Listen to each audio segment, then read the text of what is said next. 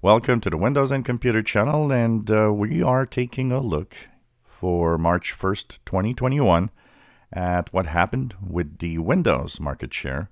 What are the different versions of Windows? What are their market share? Of course, it's no surprise to know that Windows 10 is at number one spot at 77.66%.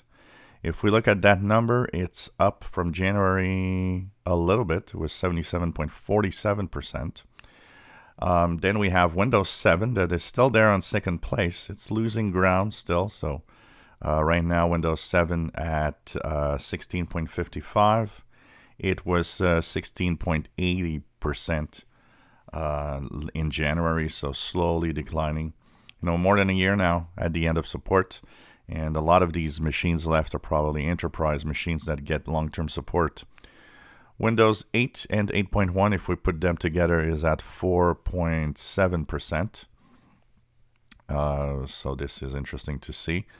Windows XP still showing up at 0.72. Windows Vista at 0.29.